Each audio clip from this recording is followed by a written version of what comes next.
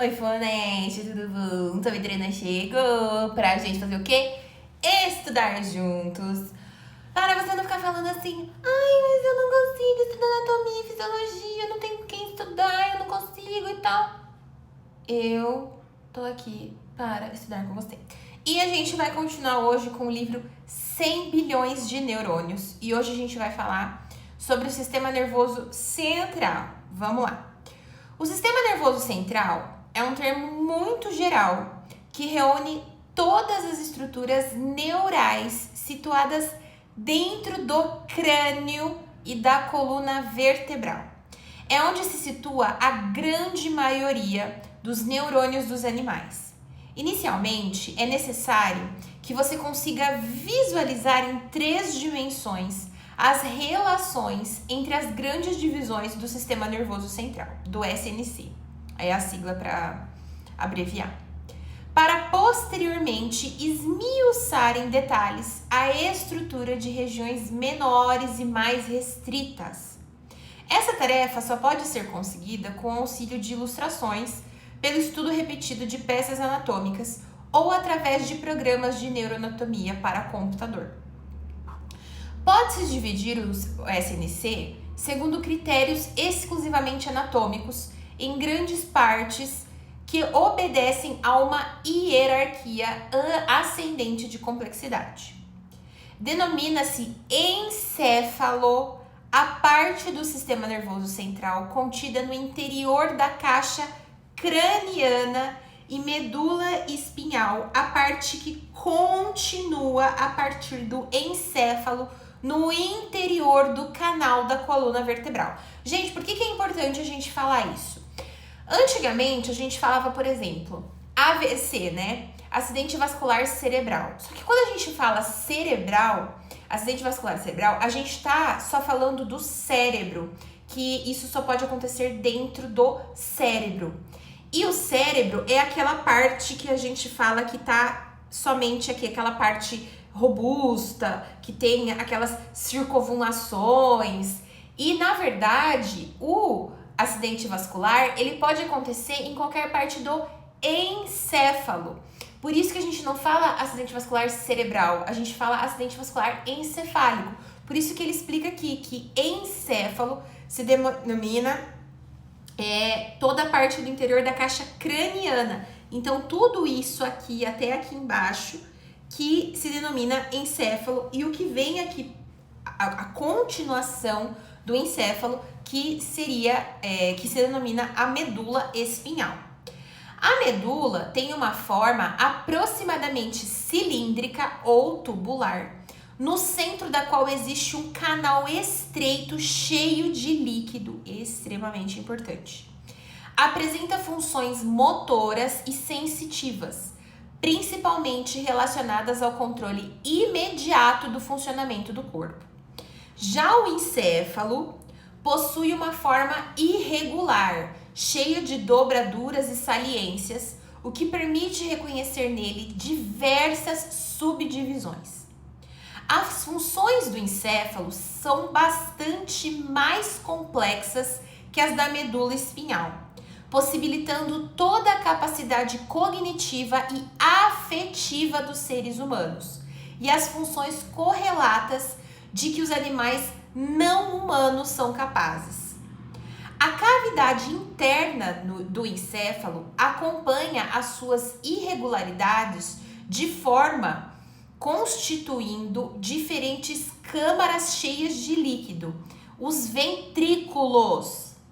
Essa forma irregular do encéfalo se deve ao enorme crescimento que sofre a porção cranial do tubo neural primitivo, o primórdio embrionário do sistema nervoso central, muito mais exuberante do que a porção caudal, que dá origem à medula. Então, na hora que o embrião está se desenvolvendo, ocorre esse enorme crescimento lá na porção embrionária, muito mais exuberante do que lá na porção caudal. Então, você vê uma diferença quando o bebê está se desenvolvendo, que tem essa diferenciação. Pode-se, então, reconhecer 3 partes do encéfalo. Então, presta atenção, para a gente não se perder nessa parte, ó. O encéfalo, então, a gente divide, por exemplo, o guarda-chuva encéfalo. Ele pode ser dividido em 3 partes. O cérebro, constituído por 2 hemisférios justapostos e separados por um sulco profundo. O cerebelo, que é um cérebro em miniatura, também constituído por 2 hemisférios, mas sem um sulco claro de separação. E o tronco encefálico, uma estrutura em forma de haste que se continua com a medula espinhal inferiormente, escondendo-se por baixo do cerebelo e por dentro do cérebro superiormente. Então, a junção do tronco encefálico, do cerebelo e do cérebro constitui o encéfalo. Quando a gente fala, então, encéfalo, nós estamos falando dessa junção dessas 3 porções aí que fazem o encéfalo. Então, a junção do cérebro, do cerebelo e do tronco encefálico.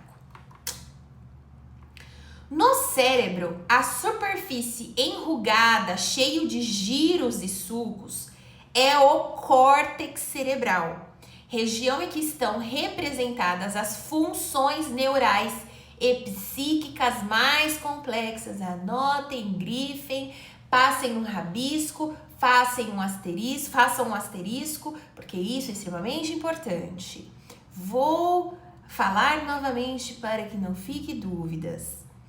No cérebro, ou seja, essa parte aqui que é a maior, então o cérebro que é a maior parte do encéfalo, a superfície enrugada, cheia de giros e sulcos, é o córtex cerebral, região em que estão representadas as funções neurais e psíquicas mais complexas, certo?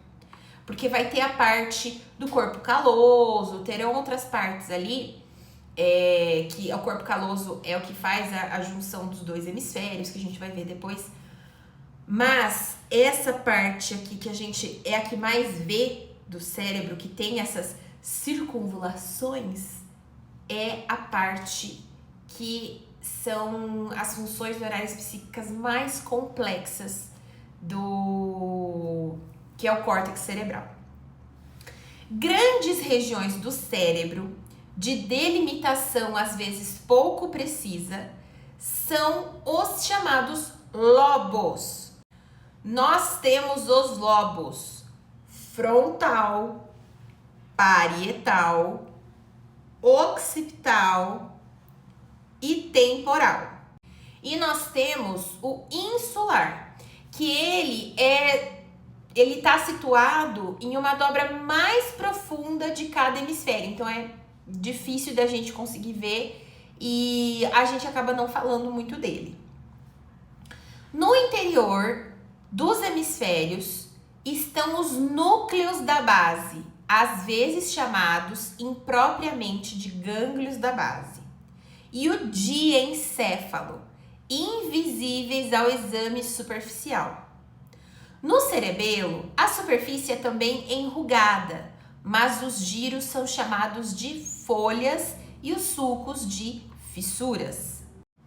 Semelhantemente ao cérebro, no interior dos hemisférios cerebelares estão os núcleos profundos, invisíveis ao exame de superfície.